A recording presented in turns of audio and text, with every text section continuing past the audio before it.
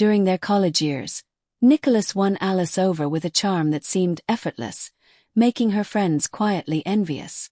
At first, Alice had dismissed him, thinking his personality was a little odd, even strange. But as they ran into each other more often, she began to look past his quirks and noticed a side of him she hadn't seen before. What once seemed unusual now appeared as genuine kindness and a truly remarkable heart. Slowly, Alice realized she had been wrong about him. He might actually be everything she had hoped for without even knowing it. The rough beginning between them faded quickly, and by graduation, they were inseparable in every sense. 3 years into their relationship, Nicholas knew it was the right moment to propose. Without hesitation, he asked Alice to marry him. Overcome with joy, Alice eagerly agreed, her happiness lighting up her face. They decided to wait before starting a family, wanting to enjoy their time together as a couple before taking on the responsibilities of parenthood. However, their choice wasn't well received by their parents, who found every chance to hint or complain about wanting grandchildren. Nick and Alice often laughed at these remarks, preferring humor over repeating their explanation endlessly. Soon after, Alice got a job through a relative's connection, a position at a nearby factory where she could put her skills to use. To her surprise, the work was far more satisfying than she expected. What thrilled her most was the variety. No 2 days were ever the same. Even when she came home tired, she felt a strong sense of accomplishment. She often shared the day's details with Nick at dinner, animatedly recounting everything. One evening, as they sat together, Alice mentioned casually that she would be going on a 3-week business trip, staying with an old classmate. "Sorry to leave you to manage everything alone," she said with a small apologetic smile. "I'll make it up to you when I get back. I promise to help you catch up on your studies." Nick gave a quiet nod. Pride in her achievements mixed with a touch of loneliness. He was happy for her. This was the chance she had worked so hard for. Still, the thought of 3 weeks alone in an empty apartment didn't excite him. But he understood it was something she couldn't turn down. Alice's flight was set for the end of the week. When she arrived in the capital, her longtime friend Jane and Jane's partner Nate were there to greet her. Jane was overjoyed to see her after so many years and couldn't wait to catch up. The days passed quickly, filled with demanding work, back-to-back meetings, and new challenges that drained Alice's energy. By day's end, she was so exhausted that all she could do was collapse into bed, often falling asleep before fully lying down. Jane tried to adjust her schedule to spend more time with Alice, but it wasn't always possible. Still, one night would haunt Alice for a long time, one she wished she could erase entirely. "Off work today?" Nate asked casually one morning over breakfast. Alice nodded slightly. "How about we go out tonight?" he suggested. "Grab some drinks and maybe watch a movie." Jane shrugged and added, "Yeah, sounds good." Alice agreed, though she felt an unease she couldn't explain. That evening, they picked up drinks and snacks and settled in the living room.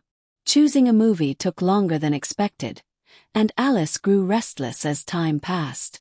When the film finally started, she struggled to focus, her eyelids growing heavy. Eventually, she dozed off. Later, in the middle of the night, she awoke, confused and disoriented. For a moment, she couldn't remember where she was. Then it hit her, and a cold shiver ran down her spine. She was still on the couch. But what shocked her most was that Nate's arms were wrapped tightly around her. Panic surged as she tried to pull away, but his grip only tightened. "Shoo!" he whispered in her ear. Alcohol clouded her thoughts, making everything feel distant and unreal, but his whispers brought the harsh reality crashing back. She froze, her body tense with fear as Nate began to touch her slowly, deliberately. Everything felt wrong. His hands unwanted and invasive. She didn't know how to react, paralyzed by a storm of emotions. The next day, neither mentioned what happened. They carried on with their routines as if the night had never occurred. Alice said nothing, convincing herself that it must have been a mistake. It was just a lapse in judgment, she told herself, something triggered by the alcohol. Besides, she reasoned, nothing had really happened. Not in a way she could explain. The thought of confessing to Nicholas terrified her. What could she even say? When she finally returned home, Nicholas greeted her with a warmth that struck her to the core. He was holding a bright bouquet, helium balloons bobbing behind him. His face lit up when he saw her, and he pulled her into a tight embrace. "I missed you so much," he whispered, his breath warm against her hair. That single moment unraveled her, and guilt hit her like a wave, overwhelming and impossible to ignore. A few days later, Nicholas's phone rang. The number was unknown. He answered cautiously. A soft, unfamiliar voice spoke, hesitant yet oddly tentative. "Nick, you probably don't remember me," she began. His brow furrowed. Hi. Who is this?" "It's Jane," she said. He straightened in his chair, sensing something was off. Jane sounded nervous, her words circling questions that felt too personal. He stayed polite, though confusion grew. Then, unexpectedly, she dropped her guard. "Nate and I broke up," she said flatly. "I'm sorry to hear that," Nicholas replied slowly, still unsure why she was calling. There was a pause, a long, heavy exhale. "It wasn't just one thing," she continued. "It was the things he did when I wasn't around. Girls from the bar. He brought them home while I was at work." A knot formed in Nicholas's stomach. "Okay, but why tell me this?" he asked, unease rising. Jane hesitated, silence stretching, then finally said, "Because there's something you don't know. Something she'll never tell you." Nicholas didn't wait for more. He ended the call abruptly, sitting in stunned silence, phone in hand. Her words echoed like poison, spreading slowly, heavy in his chest. That evening, he came home with a bottle of wine. At dinner, he poured Alice a glass. She raised an eyebrow in mild surprise but accepted it with a small smile that didn't quite reach her eyes. Their conversation stayed surface level, each avoiding the unspoken truths hanging between them. After a while, Nicholas began telling a story about a friend whose wife had betrayed him.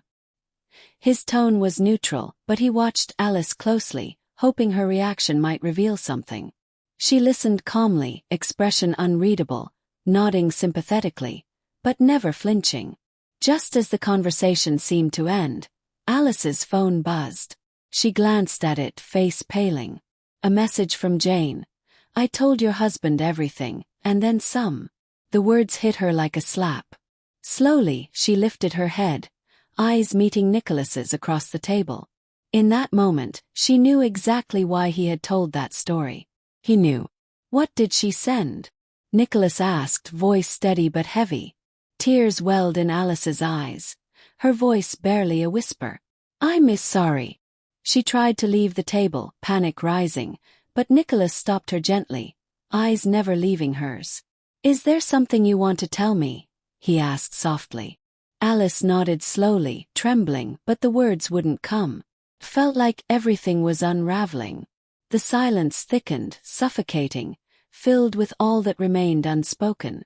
Nicholas's mind spun, disjointed and chaotic as the clock ticked on, indifferent to the crushing moment. Finally, he broke the silence, calm but heavy with resolve. "I'll leave," he said, eyes still fixed on hers. Alice's tears flowed freely, but Nicholas didn't move to comfort her. He stood, decision made. The apartment, once a gift from her parents, had always been hers, but now it belonged to her alone. Nicholas packed a few things and left that night, staying on a friend's couch while figuring out what to do next. The divorce came swiftly, a quiet and bitter end to what had once been a bright love story. In the months that followed, Alice didn't remarry. She tried dating, but no connection lasted. Every attempt fell apart before anything real could form. Her friends, once close and loyal, began to drift away. Unable to move past the betrayal, Alice became someone to avoid.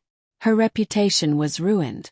Work became her only refuge, a place to bury herself in tasks just to keep her mind busy.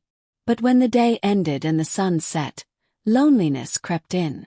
That was when silence became unbearable and the wine was opened. With each drink, She tried to drown the voice that reminded her of everything she had lost. No matter how much she drank, the bitterness in her heart never faded. Each night, Alice sat alone with her regrets. Once surrounded by love, now haunted by the echoes of the life she had destroyed.